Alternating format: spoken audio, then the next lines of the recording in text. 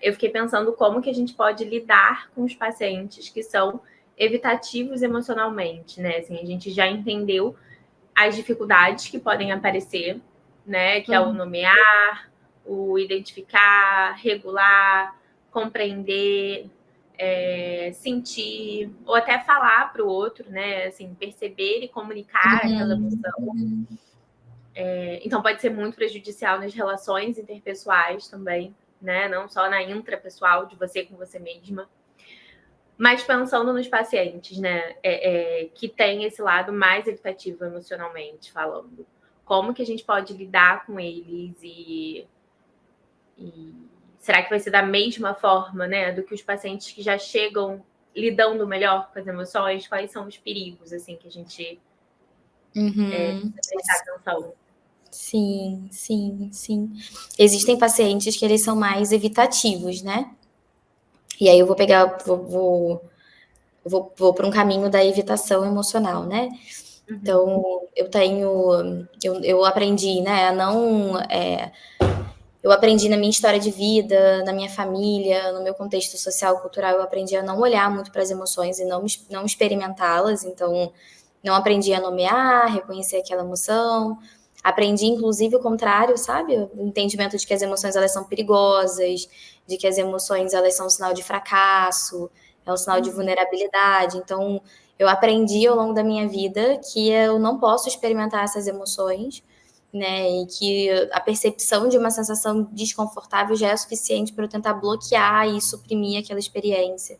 E eu evitar, não só sentir, mas eu evitar toda e qualquer situação que possa me proporcionar aquela emoção.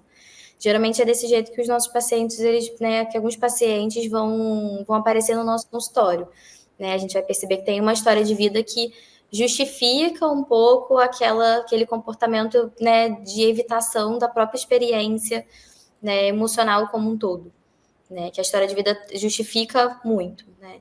E aí esse paciente, ele vai entrar no nosso consultório e ele vai tentar fugir, né, da experiência emocional. Então eu imagino que ele vai apresentar alguns comportamentos que vão mostrar pra gente que ele está fugindo, né, que ele está tentando esconder as emoções e que ele não quer lidar, que ele não quer experimentar, ele não quer abrir nenhuma possibilidade, né, para poder experienciar aquela sensação. Então, estou aqui pensando em situações, assim, sabe? Exemplo de situações em que como a gente pode perceber isso no atendimento, né? Então, por exemplo, o paciente pode mudar de assunto, né? Não sei se claro para você, né? Mas você percebe que o paciente está entrando num lugar que pode ser delicado, e aí, se você valoriza aquilo né, e tenta aprofundar aquilo com ele, ele foge. Né? E ele já te traz uma coisa completamente diferente, né? Para se sobrepor ao que ele está trazendo, né? Ou aquele paciente que fala demais num sentido assim de que ele não permite que a gente pare em nenhum assunto. Ele vai falando, né? Aconteceu isso, isso, aquilo, né? Ou falando só de coisas mais superficiais ali, né? Na segunda eu fiz isso, na terça eu fiz aquilo. Não, tá tudo bem, tá tudo bom. Não, foi normal. Semana foi ok, sabe? A semana foi normal, foi ok. Então tem uma coisa, né, assim, de um paciente que pode, né, pular, né, de uma situação para outra e não te permitir entrar, principalmente quando a gente percebe que tem uma coisa delicada. Tem esses pacientes que vão preencher a sessão toda, né, e aí vão falar, vão trazer uma, né, assim, né, um discurso, né, muito, né, assim, de uma informação atrás da outra, também não te permitindo entrar muito, né, porque aí não vai ter espaço, ele não vai te dar espaço para você, né, se aprofundar. Tem um paciente que vai trazer essa evitação na fala, de dizer, não, mas tá tudo bem, não, mas eu lidei bem, essa situação passou, né, isso já não me aflige mais, não, mas foi ok, normal, sabe? E acho que tem aqueles pacientes também que eu brinco que eles estão contando, sei lá, às vezes a pior história da vida deles.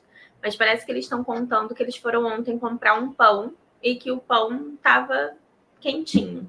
Quentinho. Você vê uma diferença, uma incongruência no conteúdo da fala do paciente e em como ele está falando, o que ele está demonstrando emocionalmente, né? Acho que são outro sinal, vamos dizer assim, de que, opa, pode ser que esse paciente não esteja entrando em contato com essa emoção, né? Ele tá ali relatando uma história, né? Parece que nem foi com ele, né? Uhum, sim, que é um comportamento de esquiva que às vezes você percebe até no comportamento mesmo do paciente no atendimento, né? Porque a gente comunica o nosso desconforto de diversas formas, né? A gente está dando um exemplo aqui até de uma comunicação verbal, mas existe uma comunicação não verbal também, né? De um paciente que naquele momento ele demonstra o desconforto se agitando, né, na cadeira, né? Demonstra o desconforto não conectando, né? Assim, não olhando mais no seu olho, desviando o olhar, sabe? Uhum. E aí, atendimento online, né? Sai mesmo, foge, ou, né, assim, esconde o rosto da câmera. Então, você percebe que existe um comportamento que é não verbal, que demonstra esse desconforto, né, da gente ter que lidar com uma coisa que é emocionalmente difícil, né, mesmo, assim. Tem um comportamento, que eu vou dar esse exemplo, porque essa semana, né, isso foi significativo lá para a nossa clínica, que é um comportamento da gente evitar o atendimento. Então, às vezes a gente trabalha alguma coisa que a gente sabe que é emocionalmente difícil para o paciente e o paciente se esquiva não vindo à terapia, né? Então, quantas vezes a gente fuça alguma coisa e leva o nosso paciente para um lugar difícil. E aí aquilo às vezes foi tão difícil que a próxima sessão ele não quer vir, porque aí ele não quer mais entrar em contato com aquilo. Né? E aí a mensagem que a gente recebe dizendo que ele não pode, aí aquele paciente começa a faltar, né? E você começa a perceber um desengajamento mesmo da sessão, numa tentativa de evitar, né, de se proteger de entrar num lugar que é emocionalmente desconfortável para ele. E aí eu acho que para todo mundo as emoções elas, né, são desconfortáveis, principalmente essas emoções que são difíceis. Então acho que existe uma coisa que talvez para mim é o principal de tudo, que é a gente acolher, né? A gente conseguir validar e acolher o quão difícil é isso, né?